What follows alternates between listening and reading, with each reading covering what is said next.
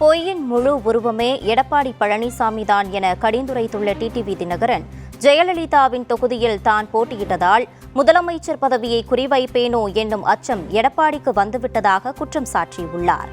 நானும் பார்த்தேங்க, அது எனக்கு பாவங்க. அண்ணன் பழனிசாமிய விட்டுருங்க, முகமே ரொம்ப வாடி போயிருக்காரு. அவரு டெல்லியில முகம் துடைக்கிறப்ப நீங்க தவறாக நான் சொல்லி நம்மளாம் தப்பா சொல்லிட்டோங்கிறாரு. எல்லாத்துலயும் போய் தான் அவரு கரெக்டா.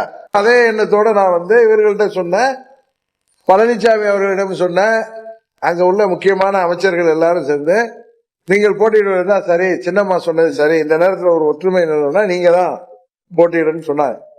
அதை தொடர்ந்துதான் அந்த தேர்தலில் நான் போட்டியிட்டேன்.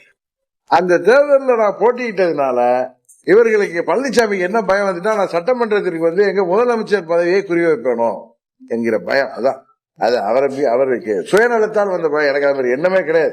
அது தலைவாய் சுந்தரத்துக்கு நல்லா தெரியும். என் கூட அவர் பழைய நண்பர், அவர் என் கூட இருந்தப்ப அவருக்கு உண்மை மனசாட்சியை தொட்டு பார்த்தா எனக்கு அவர் எண்ணமே இல்லை.